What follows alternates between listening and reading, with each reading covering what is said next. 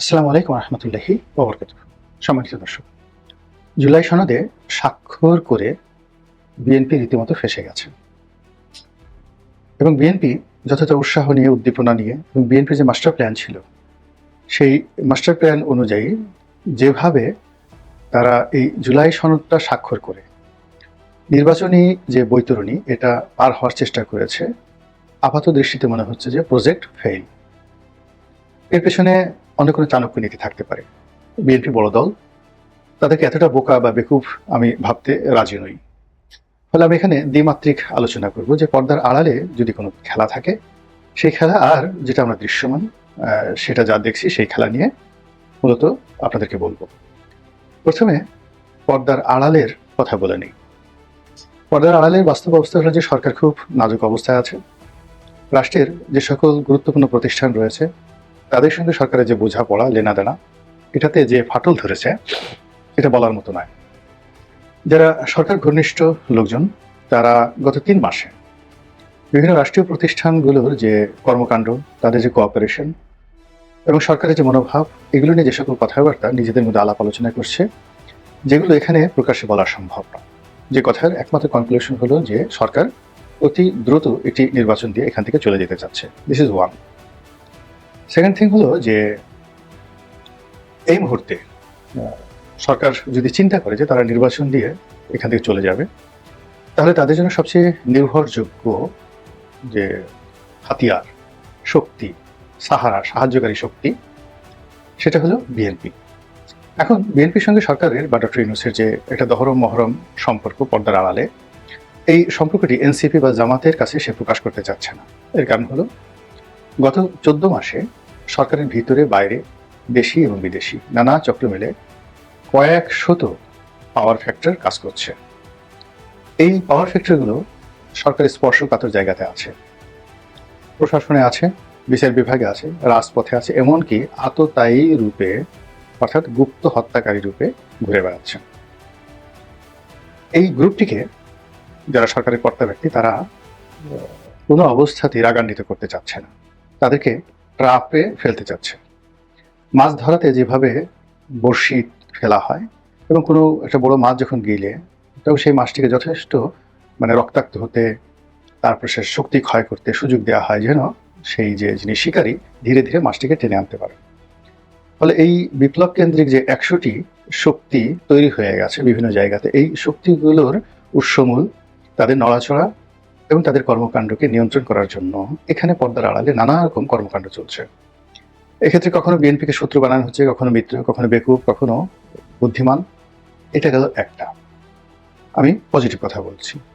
তো সেই অর্থে বিএনপিকে নাস্তানাবুদ করে, বিএনপিকে গালাগাল করে আলটিমেটলি ঘুরে ফিরে আবার বিএনপির শর্তে রাজি যখন সরকার হবে, ঠিক সেই সময়টাতে বিএনপির যারা প্রতিপক্ষ তাদের করার কিছু থাকবে না। ফলে বর্তমান পরিস্থিতিতে বিএনপিকে নিয়ে যা কিছু হচ্ছে, জুলাই সনদে স্বাক্ষর করা নিয়ে, এটা নাটক হতে পারে যদি ইতিবাচক হয়। আর নেতিবাচক যে বিষয়গুলো আছে, সেই নেতিবাচক বিষয়গুলো যারা এদেশের 99.99% লোক বলছে, তারা হলো ক্ষমতায় একবার যারা যায় তারা কোনো অবস্থাতেই ক্ষমতা থেকে চলে যেতে চায় না। এবং এই ক্ষমতার কেন্দ্রে যদি ডক্টর ইউনূসের মতো কোনো বুদ্ধিমান মানুষ, কোনো দক্ষ এবং অভিজ্ঞ মানুষ বসে যায়, কোনো অবস্থাতেই জীবন থাকতেও সে সেখান থেকে যাবে না। এটি হলো স্বাভাবিক অঙ্ক। দ্বিতীয়ত, গত ১৪ মাসে যা কিছু ঘটেছে অর্থনৈতিক ক্ষেত্রে, রাজনীতির ক্ষেত্রে, দেশের ভিতরে, দেশের বাইরে, এবং সরকার সংশ্লিষ্ট যে সকল রাজনৈতিক শক্তি রয়েছে তাদের সঙ্গেও সরকারের অনেক বিরূপ ঘটনা ঘটেছে। কাজেই যদি ক্ষমতা হস্তান্তরিত হয় এবং সেটা সংগতির কারণে বিএনপির দিকে যদি হয়, তাহলে তার পরিণতি এখন যারা সরকারে রয়েছে বেশিরভাগ লোকের জন্য ভালো হবে না। দ্বিতীয়ত হলো, এই সময়টিতে এনসিপি, জামাত, অন্য যে সকল রাজনৈতিক শক্তি বিএনপিকে নিয়ে টিটকারি করেছে, কথাবার্তা বলেছে, তাদের পরিস্থিতিও ভালো যাবে না। সেক্ষেত্রে কি হবে, সরকারে এখন যারা আছে তারা সর্বোচ্চ কৌশল করে এই যে তাদের যে ক্ষমতার যে মেয়াদ, এটাকে কি করে দীর্ঘায়িত করা যায়। আর সময় যত যাবে বিএনপি তত পচবে, বিএনপির দুর্নাম হবে, বদনাম হবে। বিএনপির যারা নেতৃবৃন্দ রয়েছেন তারা মানসিক শক্তি হারিয়ে ফেলবেন, জোর হারিয়ে ফেলবেন এবং যে যার মতো করে দিক বিদিক তারা ছোটার চেষ্টা করবেন এবং ধৈর্য হারিয়ে তারা ডক্টর মোহাম্মদ ইউনূস সম্পর্কে যে কথা বলবেন, লোকজন এটা পছন্দ করবে না। তারা জামায়াতের সঙ্গে যে আচরণ করবে, মারামারি করবে, কাটাকাটি করবে, এগুলো পছন্দ করবে না। আবার অন্যদিকে তাদের লোকজন যারা চাঁদাবাজি করছে এটাও পছন্দ করবে না। ফলে সময় যত দীর্ঘায়িত হবে ততই বিএনপির জন্য খারাপ, আর বিএনপি বিরোধী শক্তির জন্য এটা একটা উত্তম পন্থা।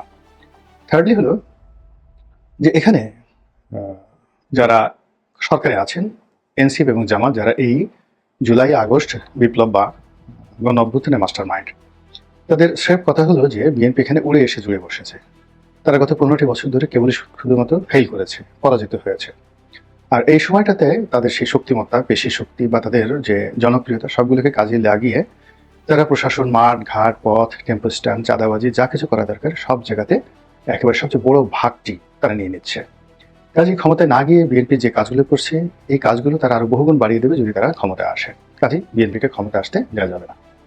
এখন বিএনপিকে ক্ষমতায় আসতে দেওয়ার পথে বাধা সৃষ্টি করার জন্য এখানে দেশি বিদেশি নানা চক্র, এর মধ্যে ভারত থাকতে পারে, আমেরিকা থাকতে পারে, সরকারের মধ্যে যে সকল বিএনপি বিরোধী লোকজন আছে তারা থাকতে পারে, এমনকি আওয়ামী লীগ যারা করেন এই সরকারের মধ্যে ঘাপটি মেরে হঠাৎ করে জামাত হয়ে গেছেন, হঠাৎ করে বিএনপি হয়ে গেছেন, তারা যে গোপনে বিএনপিকে সর্বনাশ করার চেষ্টা করছে না তা কিন্তু বলা যাচ্ছে না।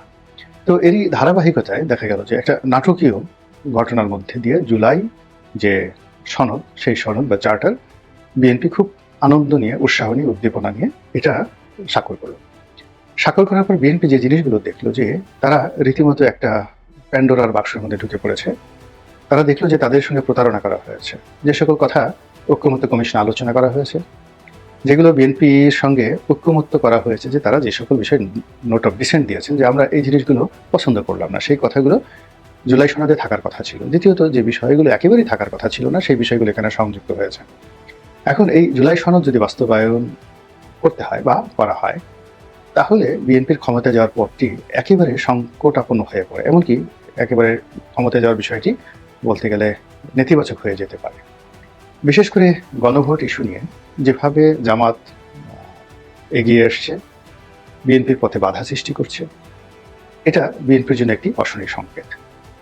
দ্বিতীয়ত এই জুলাই সনদকে যাকে বলা সংবিধানের অন্তর্ভুক্ত করা এবং অন্তর্ভুক্ত করার জন্য যে প্রস্তাবনা রাখা হয়েছে, এবং এখানে পার্লামেন্টকে, ভবিষ্যৎ পার্লামেন্টকে যেভাবে হাত পা বেঁধে দেওয়া হয়েছে যে এই জুলাই সনদের এই বক্তব্যগুলো, এই সনদগুলো 270 কর্মদিবসের মধ্যে বা 270 দিনের মধ্যে এটি মানে বৈধভাবে আইনগত প্রক্রিয়ার মধ্যে বা মাধ্যমে সংবিধানে অন্তর্ভুক্ত করতে হবে। আর যদি সেটি না করা হয় এটা অটোমেটিক্যালি সংবিধানে সংযুক্ত হয়ে যাবে। এই গেল একটা।